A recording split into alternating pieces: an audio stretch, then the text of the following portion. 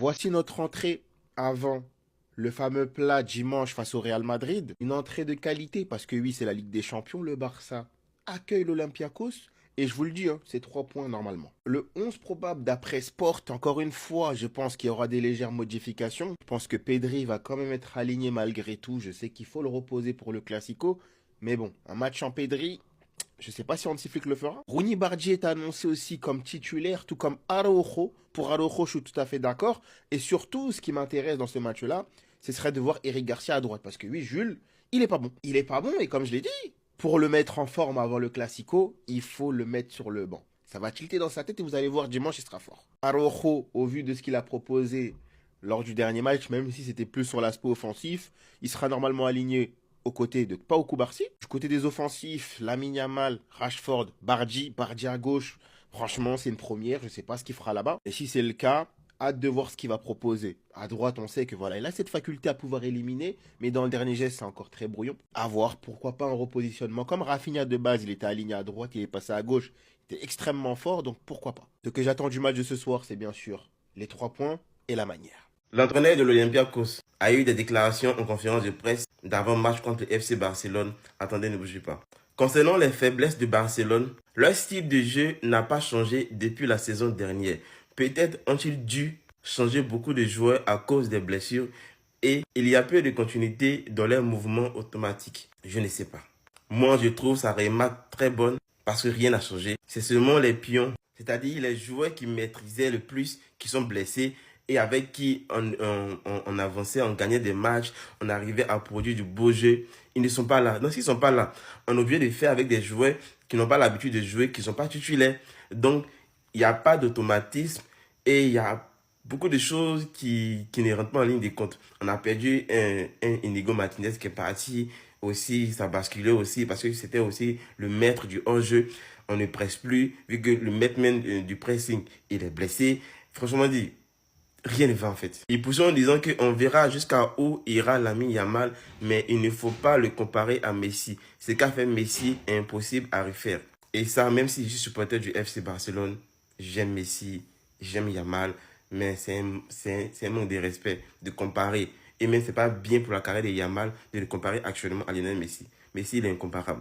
Il n'aura jamais un joueur comme Messi. Le Yamal, il va tracer son chemin, tracer sa voie, mais ça ne sera pas comme Messi. Pedri, vu le niveau qu'il a, nous fait presque oublier Iniesta. Si on recule, c'est parce que le Barça nous force à être bas, mais notre objectif est de jouer haut. Et j'espère vraiment que vous allez jouer. Parce que même si actuellement c'est difficile pour nous, jouer du football, jouer très bien. Nous aussi, on va se donner à fond, on va livrer un beau match et que le meilleur gagne.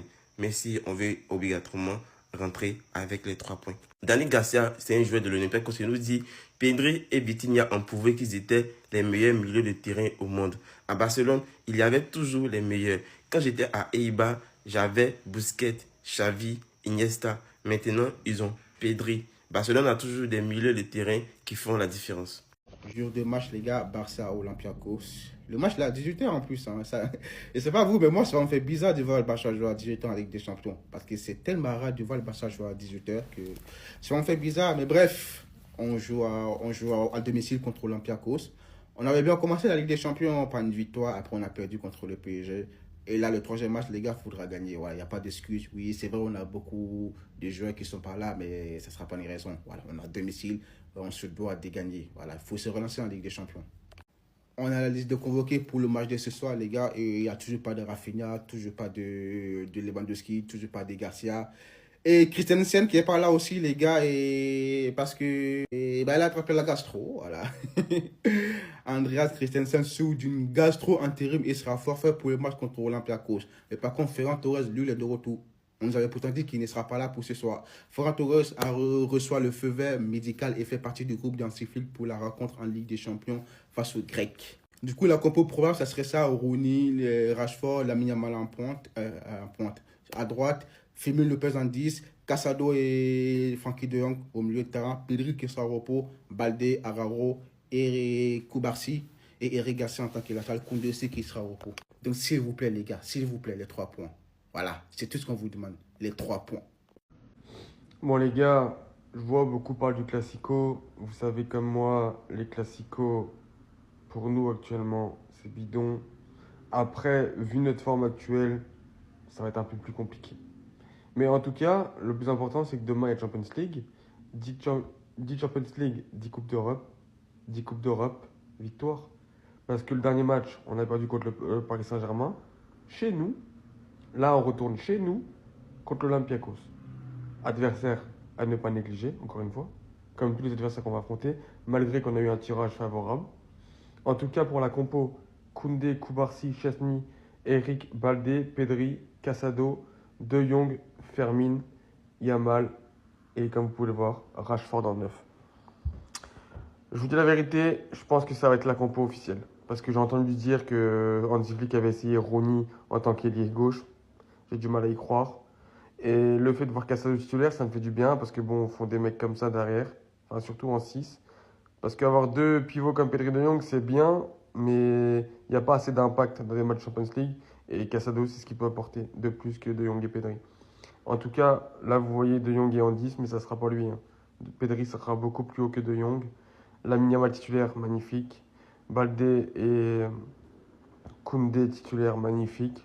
On retrouve nos deux latéraux titulaires. Eric Garcia en centrale, j'ai du mal à y croire. Je pense que ça sera Rojo. Et voilà, Rashford en 9, bah oui, il est déjà à 2 buts en Champions League. Ça fait 2 buts en 2 matchs. Peut-être qu'il va remarquer demain, on verra. En tout cas, la victoire est impériale. Bon les gars, je vois beaucoup parler du Classico. Vous savez comme moi, les Classicos, pour nous actuellement, c'est bidon. Après, vu notre forme actuelle, ça va être un peu plus compliqué. Mais en tout cas, le plus important, c'est que demain, il y a Champions League. 10 Champions League, 10 Coupes d'Europe. 10 Coupes d'Europe, victoire. Parce que le dernier match, on a perdu contre le Paris Saint-Germain. Chez nous. Là, on retourne chez nous contre l'Olympiakos. Adversaire à ne pas négliger, encore une fois. Comme tous les adversaires qu'on va affronter, malgré qu'on a eu un tirage favorable. En tout cas, pour la compo, Koundé, Koubarsi, Chesney, Eric, Baldé, Pedri, Casado, De Jong, Fermin, Yamal et comme vous pouvez le voir, Rashford en neuf. Je vous dis la vérité, je pense que ça va être la compo officielle. Parce que j'ai entendu dire que Hansi Flick avait essayé Rooney en tant qu'ailier gauche. J'ai du mal à y croire. Et le fait de voir Casado titulaire, ça me fait du bien parce que bon, font des mecs comme ça derrière. Enfin, surtout en 6. Parce qu'avoir deux pivots comme Pedri de Jong, c'est bien, mais il n'y a pas assez d'impact dans les matchs Champions League. Et Casado, c'est ce qu'il peut apporter de plus que De Jong et Pedri. En tout cas, là, vous voyez De Jong est en 10, mais ça ne sera pas lui. Pedri sera beaucoup plus haut que De Jong.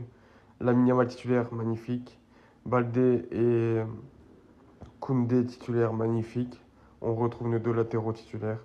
Eric Garcia en centrale, j'ai du mal à y croire. Je pense que ça sera Rojo. Et voilà, Rashford en 9, bah oui, il est déjà à 2 buts en Champions League. Ça fait 2 buts en 2 matchs. Peut-être qu'il va remarquer demain, on verra. En tout cas, la victoire est impériale.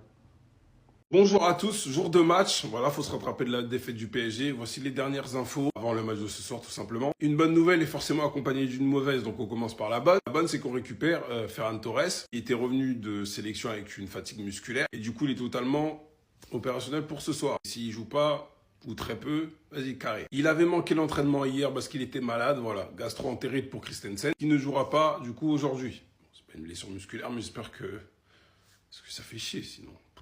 Il n'est pas là pour... Excusez-moi. En tout cas, évitez-moi cette honte. Hein. Ce côté gauche, Marcos Alonso, Ferran Torres, à Berlin. Il y en a, et puis il y en a, ils sont là. Quand ça va pas chez Flick, oh ouais, non mais Xavi nous manque. Bon, attention. Bref, donc voici derrière moi les convoqués là, voilà, il y a les blessés qu'on connaît. Chesney au goal, mais on peut mettre à la Euro, mais je vais en faire une vidéo, je pense, jeudi. Pour le Classico. Faudra faire avec ce qu'on a et puis voilà, faudra battre l'Olympiakos et retrouver vite les hauts du classement parce que j'ai envie qu'on ait l'avantage du terrain. D'accord? C'est important. Air Sport et un autre journal, mais j'ai oublié, du coup, révèle probablement le 11 de départ, pardon, sans Pedri.